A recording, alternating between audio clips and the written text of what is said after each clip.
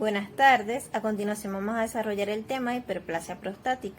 Mi nombre es Patricia Fernández y yo voy a comenzar hablando sobre la próstata y sus funciones. La próstata es la glándula accesoria más grande del sistema reproductor masculino. Tiene un tamaño similar a una nuez y pesa aproximadamente 20 gramos. Está situada en la pelvis, justo por debajo de la vejiga urinaria, por detrás de la sínfisis del pubis y rodea a la primera porción de la uretra, de allí que se le denomine uretra prostática. Está constituida por dos partes, una interior periuretral de naturaleza glandular y otra externa de naturaleza fibromuscular. Crece progresivamente desde la infancia hasta la pubertad, luego se expande hasta los 30 años y a partir de aquí va a permanecer estable hasta los 45 años. Y es a partir de esta edad donde puede agrandarse y generar ciertas molestias.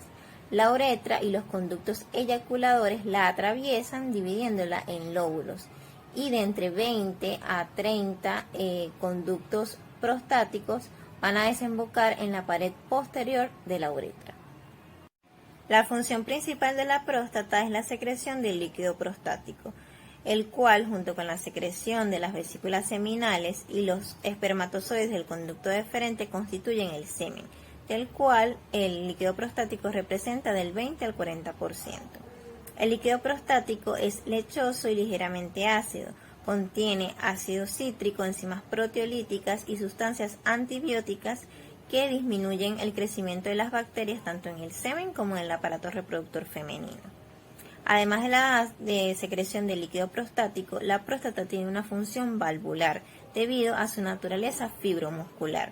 Durante el coito previene la salida de orina y favorece la salida del semen.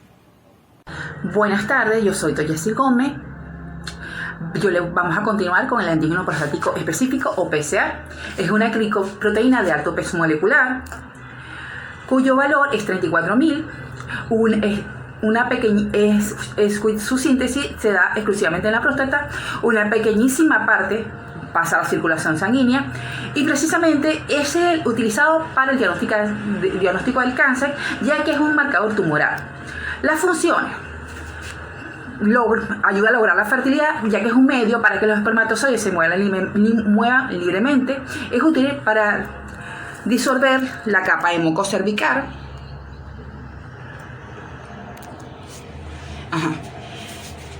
Los niveles de antígeno prostático varían de 0 a 2,5, se dice que hay benignidad. De 2,5 a 10 se encuentra en la zona gris. Esto, para verificar, se necesita una serie de exámenes para verificar que no existe un tumor maligno. Y mayor a 10 se es cáncer hasta que se demuestre lo contrario. La síntesis es producida por el componente epitelial de los acinos y conductos de la glándula prostática. Una pequeña parte es producida en el pulmón y las células mamarias. Es secretado dentro del sistema de conducto prostático y causa licuefacción del coágulo seminal al momento de la eyaculación.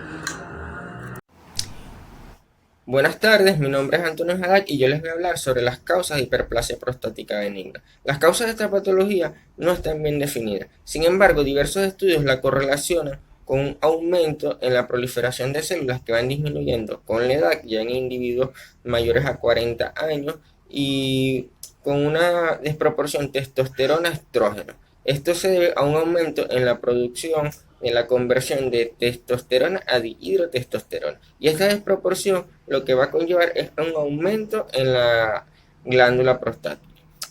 Otras causas vienen siendo causas genéticas, en las cuales influyen mucho la raza. Esto viene siendo que en los individuos de piel morena americanos hay una incidencia mayor que en la raza oriental. También historias familiares, historias genéticas de hiperplasia prostática benigna y otras patologías como la diabetes mellitus son causa de esta patología. También influyen un poco los regímenes alimenticios para desarrollar hiperplasia prostática benigna.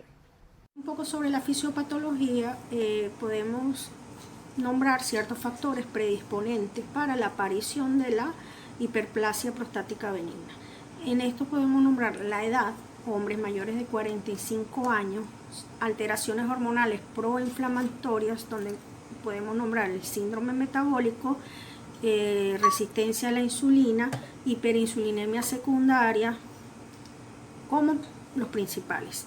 Aumento de la actividad simpática, que es la encargada de controlar el músculo liso, que está dado por los receptores alfa adrenérgicos, que están localizados en la vejiga. Y la inflamación prostática local está mediada por los linfocitos T específicamente, que los conseguimos en el parénquima y en el epitelio de la próstata. Entonces, comenzamos con la fisiopatología en sí, y lo primero que ocurre es una obstrucción mecánica. Lo que ocurre aquí es que hay un aumento de tamaño de la próstata que está dado por el estímulo de la dihidrotestosterona. ¿Y qué ocurre? Que por esa inflamación no puede circular la orina. Entonces hay una acumulación de orina. Luego ocurre una obstrucción dinámica que viene dada por las fibras musculares lisas que se encuentran tanto en la vejiga como en la uretra prostática. En lo que es en la vejiga se encuentran los receptores alfa adrenérgicos, como ya lo había comentado anteriormente.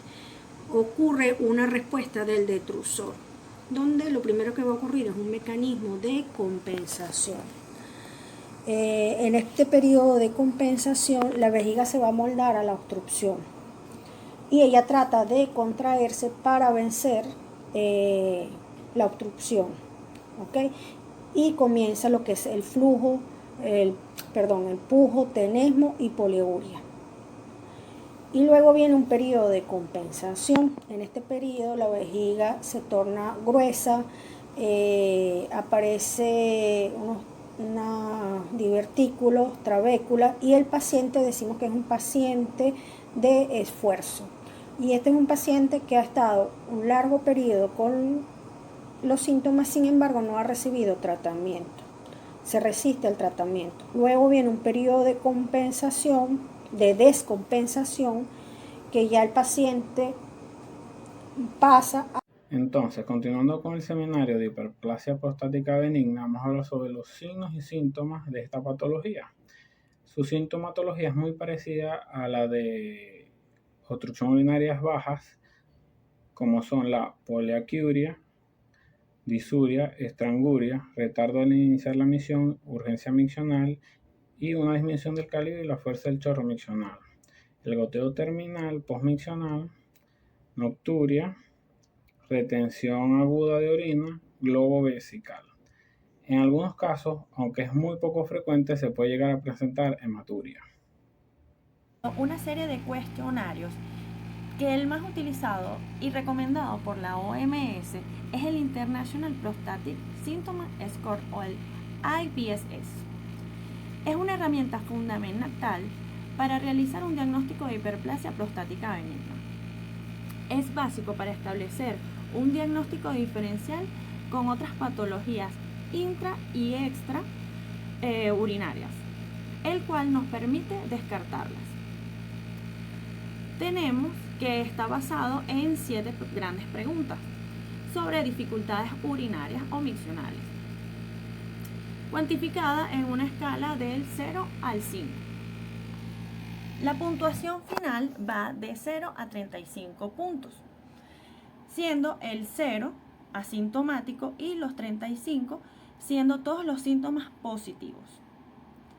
Esto nos permite clasificar a los pacientes en 3 grandes grupos, que sería levemente sintomático de 0 a 7 puntos, moderadamente sintomático de 8 a 19 puntos y gravemente sintomático de 20 a 35 puntos.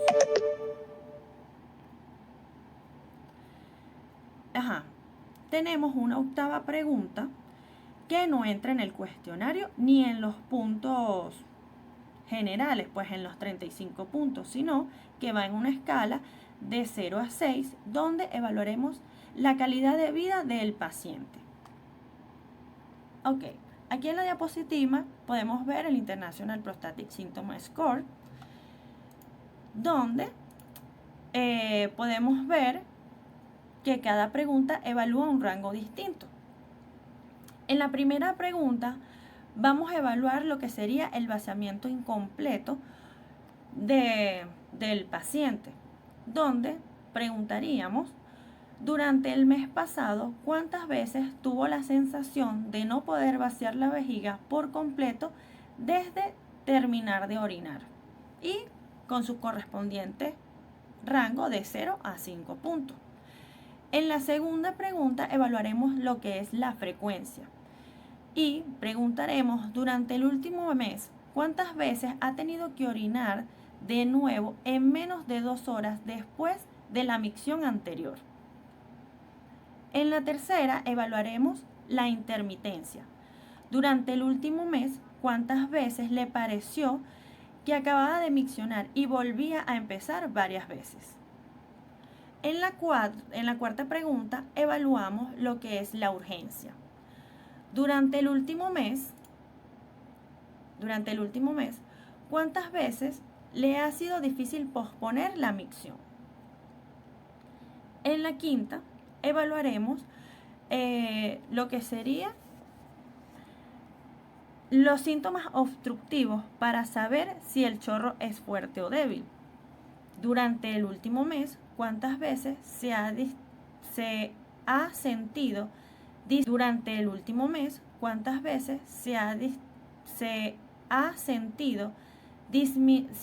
disminución en el chorro para orinar? Ok, tenemos que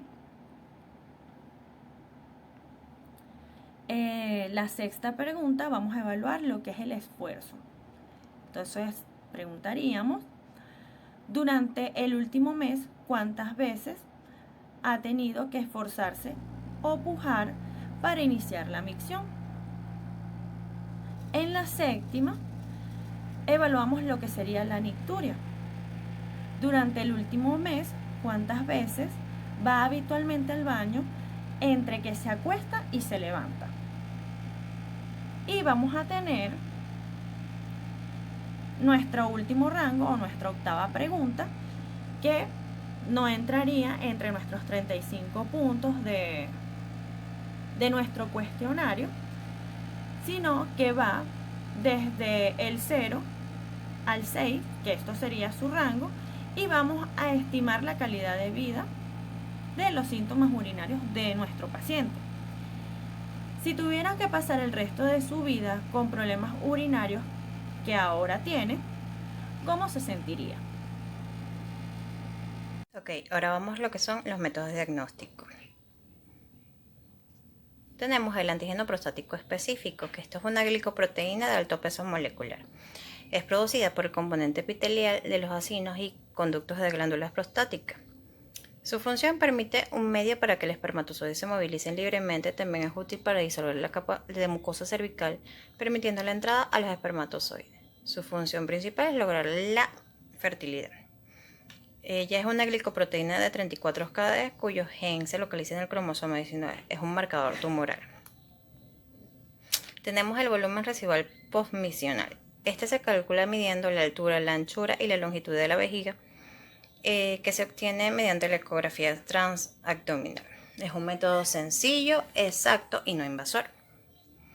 Grandes volúmenes de BRP mayor de 200 mililitros puede indicar disfunción vesical y predicen una respuesta menos favorable al tratamiento.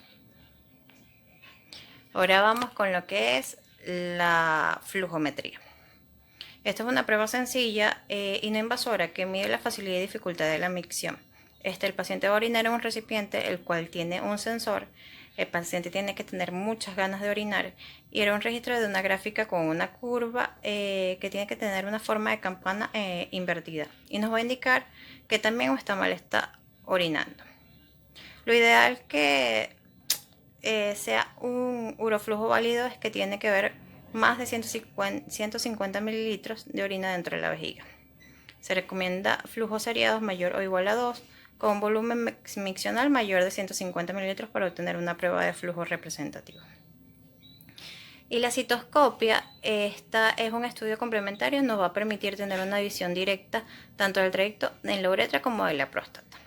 ¿Cuál es el grado de cortación o cierre de estos dos lóbulos prostáticos de la vejiga, de la calidad de esta vejiga? Y una vez realizado este estudio nos va a permitir detectar el método quirúrgico para resolver al paciente.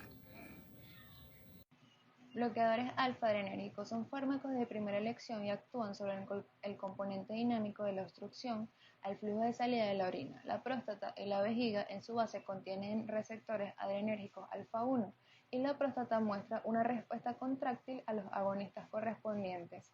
Inhibe el efecto de la noradrenalina liberada en forma endógena en las células musculares lisas de la próstata, reduciendo el tono prostático y la obstrucción a la salida de la vejiga. Los más frecuentemente utilizados son alfusolina, doxazosina, tansulosina y terazosina. Se pueden clasificar según su selectividad y deben de iniciarse con dosis mínimas, con una titulación vigilada. Los principales efectos secundarios son cardiovasculares y otros son fatiga, cefalea, somnolencia, rinitis y trastornos eyaculatorios. También tenemos los inhibidores de la 5-alfa reductasa, que inhibe el paso de testosterona a su metabolito, que es dihidrotestosterona, reduciendo el crecimiento prostático, lo que mejora el componente obstructivo estático al flujo de salida vesical. Es recomendado en pacientes con sintomatología moderada a grave, sobre todo con próstatas de gran tamaño. Los principales son finasteride y dutasteride. En cuanto a los antimuscarínicos, reducen la hiperactividad vesical y aumentan la capacidad funcional de la vejiga, mejorando los síntomas de llenado. Su uso como monoterapia es muy limitado y se utilizan oxibutinina y tolterodina. En cuanto a la terapia combinada entre bloqueadores alfa adrenérgicos e inhibidores de la 5-alfa reductasa, se recomienda como tratamiento a largo plazo en pacientes con síntomas moderados a graves. Las dos asociaciones que han demostrado eficacia son dutasteride, tansulosina y finasteride, doxazosina. En general, los efectos adversos son significativamente más frecuentes y también tenemos otros, que es la fitoterapia, que se refiere al uso de plantas y extractos. Los mecanismos de acción se desconocen y la eficacia y la seguridad tampoco está comprobada. Y finalmente tenemos los inhibidores de la fosfodiesterasa 5. El talafilo podría ser una opción en pacientes con afección de disfunción eréctil o en pacientes que no toleran los alfa bloqueantes. En el tratamiento quirúrgico de la hiperplasia prostática benigna existen ciertas indicaciones absolutas, las cuales pueden ser que el paciente presente una retención urinaria recurrente o una hematuria grave. También puede ser que el paciente tenga infecciones urinarias a repetición o que desarrolle uropatías obstructivas del tracto urinario superior. Para este tratamiento quirúrgico va a tener varias técnicas, la cual de ellas la primera es la resección transuretral de la próstata. Esto es una de las técnicas más utilizadas. Se va a colocar un endoscopio a través de la uretra y se va a extraer toda la próstata excepto la parte externa. Entre las desventajas que puede tener esta técnica es la eyaculación retrógrada en el 70% de los pacientes, infecciones urinarias postoperatorias, un poco porcentaje de los pacientes puede presentar impotencia o incontinencia de grado variable. Otro tratamiento quirúrgico utilizado puede ser la prostatectomía abierta. El cirujano puede elegir el método retropúbico o el método perineal.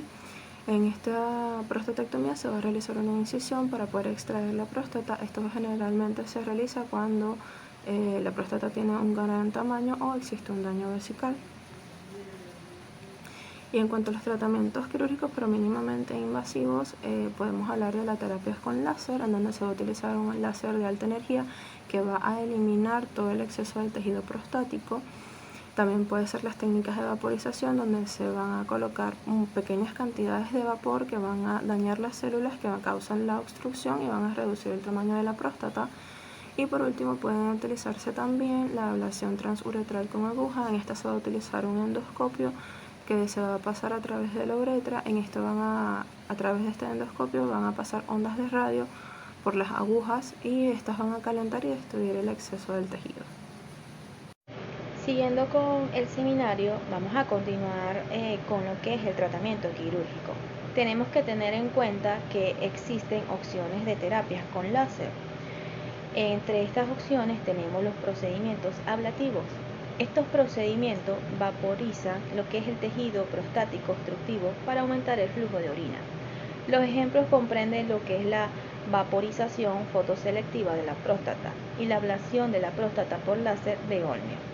Los procedimientos ablativos pueden causar síntomas de irritación urinaria después de la cirugía y por lo que en algunos casos muy poco frecuentes pueden requerirse otro procedimiento de resección en algún momento.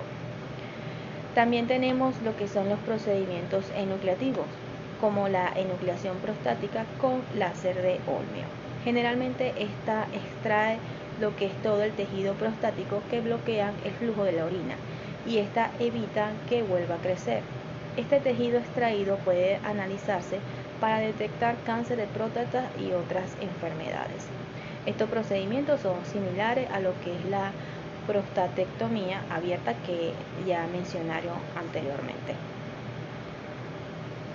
También tenemos lo que es el levantamiento uretral prostático, que se utilizan placas especiales para comprimir los lados de la próstata y así aumentar el flujo de orina.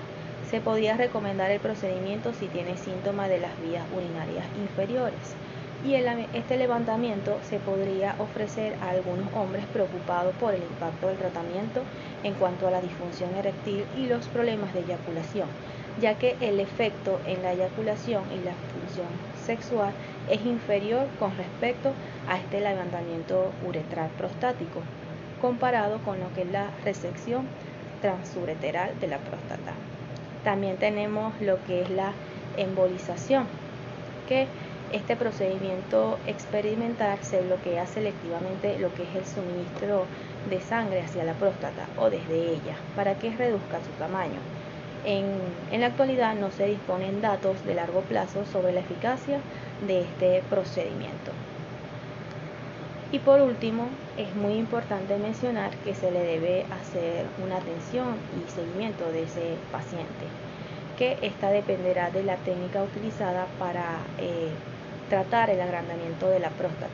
El médico puede recomendar qué límites del levantamiento de peso y el exceso de ejercicio que debe someterse ese paciente. Y si se practica una prostatectomía abierta asistida por robot, es posible que este paciente restringa las actividades físicas por lo menos por 6 semanas. Muchas gracias por su atención.